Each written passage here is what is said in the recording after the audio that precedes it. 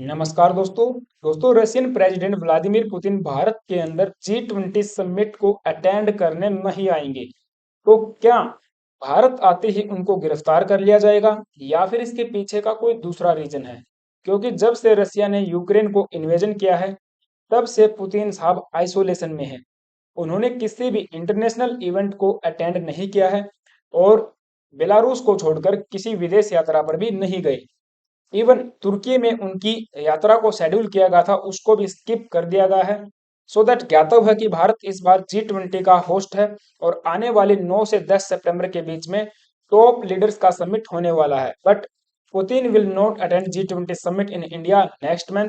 The Russian president faces arrest if he travel abroad. अगर तो वो अपने देश को छोड़ के किसी दूसरे देश में जाते हैं तो उनको गिरफ्तारी का खतरा मंडरा रहा है।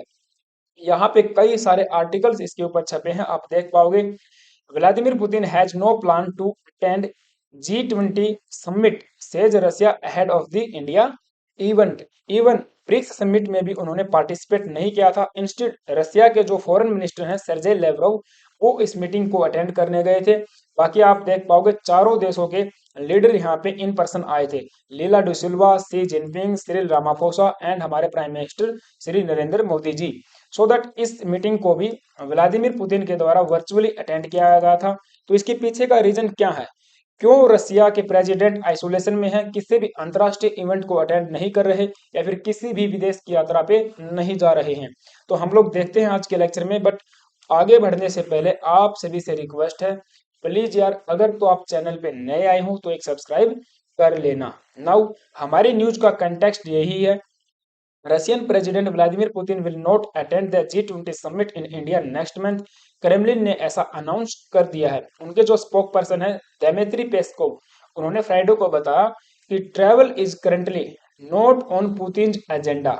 अर्थात पुतिन का एजेंडा इस बार ट्रैवल करने का नहीं है, किसी भी देश की यात्रा पे हम लोग नहीं जाने वाले हैं, because he is concentrating on the special military operation. अब ये जो स्पेशल मिलिट्री ऑपरेशन है ये क्या रहेगा इसके बारे में आगे बात करेंगे।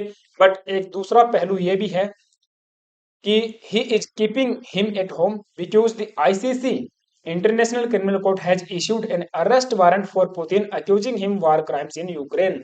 तो ICC ने इनके खिलाफ अरेस्ट वारंट जारी करके रखा है वार क्राइम्स के अगेंस्ट में, और इनको खतरा है अगर तो हम लोग किसी दूसरे देश में जाते हैं तो गिरफ्तार कर लिया जाएगा। 17 मार्च को यहाँ पे ICC के द्वारा अरेस्ट वारंट पुलिस जारी किया गया था पुतिन के खिलाफ। यहाँ पे आप न्यूज देख पाओगे, the ICC issues arrest warrant against Vladimir Putin over Ukraine war crimes. So ICC की अगर मैं बात करूं, 17 जुलाई 1998 को इसकी स्थापना की जाती है। दी हेग नीदरलैंड में इसके हेडक्वार्टर्स आपको देखने को मिलेंगे। एंड द रोम स्टेट्यूट एक ट्रीटी होती है जिसके तहत इस कोर्ट की स्थापना होती है। और it is the world's first permanent international criminal court जो इन्वेस्टिगेट कर सकता है, वारंट जारी कर सकता है अगर तो वहां पे उसका ज्यूरिसडिक्शन है, and tries individual charged with the gravest crimes of concern to the international community. यहाँ पे 4 प्रकार के ज्यूरिसडिक्शन बताए जाते हैं, जैसे कि genocide, war crimes, crime against the humanity and crime of aggression.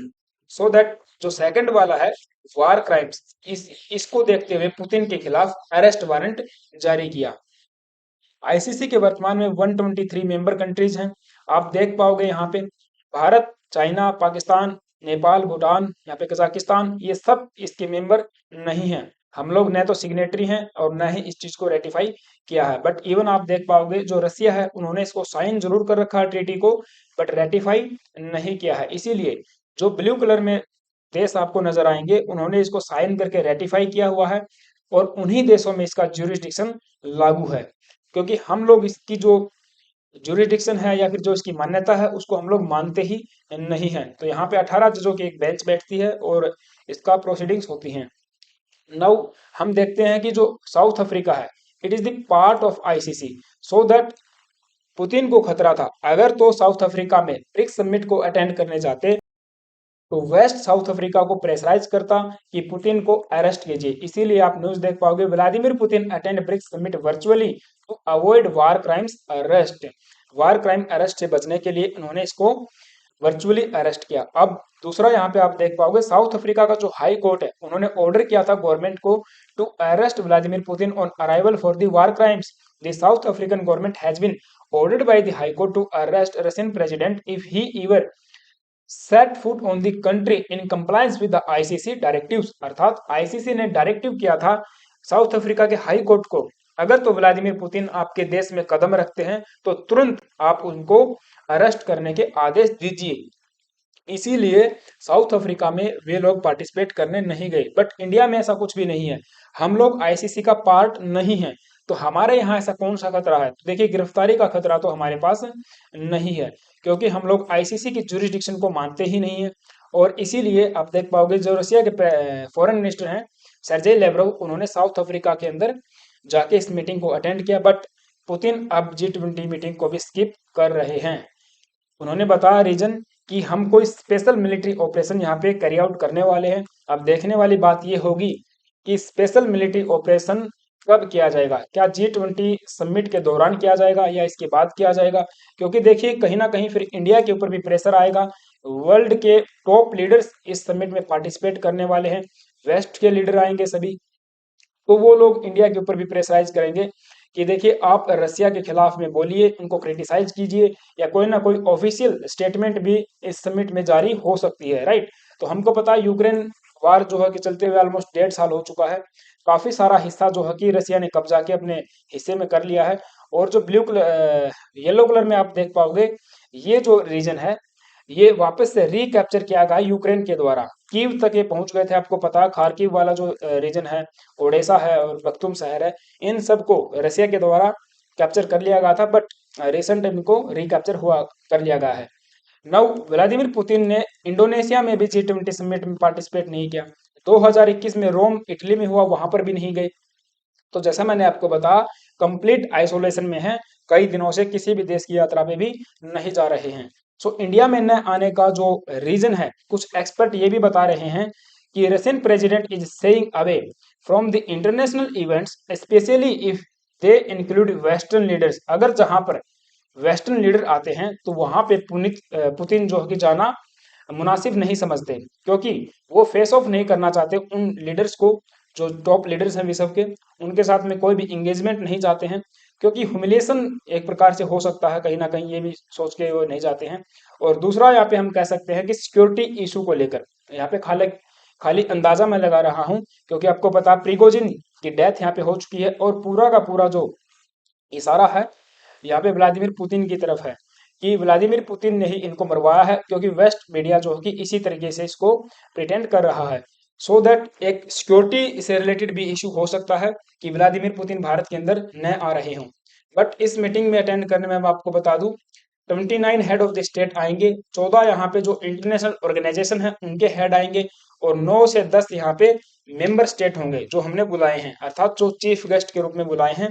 इसकी तैयारियां जोरों शोरों से चल रही हैं, ट्रैफिक नियमों को लेकर, हॉस्टल बुकिंग को लेकर, या फिर जो सिक्योरिटी है उसको लेकर भारत कोई भी चूक यहाँ पे नहीं करना चाहता है, और कंप्लीटली तैयारियां इसकी की जा चुकी हैं। नाउ ये 9 जो देश हैं भारत के द्वारा बुलाए गए हैं गेस्ट के तौर पे, आप देख पाओगे बांग्लादेश है, इजिप्ट है, Mauritius, Netherland, Nigeria, Singapore, Spain and UAE. तो 9 कंट्रीज ऐसी होंगी जिनके लीडर एक गेस्ट के तौर पे आएंगे। बाकी जो 14 इंटरनेशनल ऑर्गेनाइजेशन है वो आप देख पाओगे, एडीबी है, वर्ल्ड बैंक एंड यूएनओ हो जाएगा, राइट, आईएमएफ है, डब्ल्यूटीओ एंड डब्ल्यूएचओ। तो काफी बड़ी बड़ी जो संस्थाएं हैं अंतर्राष्ट्रीय, उनके हेड्स भी पार्टिसिपेट करने आएंगे, और यहाँ पे टॉप लीडर्स भी आने वाले हैं 9 से 10 सितंबर के अंदर। इसीलिए 9, 10 और 8 को भारत ने हॉलीडे प्लान किया है नई दिल्ली में। कोई भी स्कूल, कॉलेज, यूनिवर्सिटी, दफ्तर खुला नहीं रहेगा, क्योंकि सिक्योरिटी से लेकर कोई भी चूक भारत नहीं चाहता है। तो आप देख पाओगे अर्जेंटीना के प्रेसिडेंट यहाँ पे आएंगे, और जो ऑस्ट्रेलिया है, ब्राजील के लुला डी सिल्वा, कनाडा के प्रेसिडेंट, चाइना के प्रेसिडेंट भी यहाँ पे आएंगे, सी जिनपिंग, राइट। तो कई सालों के बाद होगा, आई थिंक 2014 में ही भारत आए थे जब इनको गंगा आरती करवाई गई थी, तो उसके बाद से अभी आ रहे हैं, है ना। और फ्रांस के प्रेसिडेंट भी आएंगे, राइट। यहाँ पे सीज ये जो जो बाइडेन है, जो बाइडेन भी अटेंड करने आएंगे, ऋषि सुनक भी आएंगे। बट यहाँ पे नहीं आएंगे तो व्लादिमीर पुतिन नहीं आएंगे। बाकी इटली वगैरह, जापान वगैरह सब के यहाँ पे जो हेड ऑफ द स्टेट है यहाँ पे पार्टिसिपेट करने वाले हैं इस मीटिंग में। तो ये रीजन बताया जा सकता है कि इनको फेस व्लादिमीर पुतिन नहीं करना चाहते हैं, ह्यूमिलिएशन को फेस नहीं करना चाहते हैं, अर्थात एक प्रकार से दूरी रखना चाहते हैं। या फिर मैं इस तरीके से सोचता हूँ कि व्लादिमीर व्लादिमीर पुतिन बहुत ही समझदार व्यक्ति हैं। वो कोई भी यहाँ पे कंट्रोवर्सी नहीं चाहते हैं कि भारत के अंदर जो मीटिंग्स हो रही हैं उनके अंदर कोई कंट्रोवर्सी हो रशिया की तरफ से, और जो वेस्ट है वो प्रेशराइज करे इंडिया को कि आप इनके खिलाफ बोलिए, आप इनके खिलाफ कोई स्टेटमेंट दीजिए। राइट, तो ये हो सकता है। आपका क्या इस पे ओपिनियन है मुझे कमेंट बॉक्स में आप बता सकते हो। Thank you guys, have a nice day.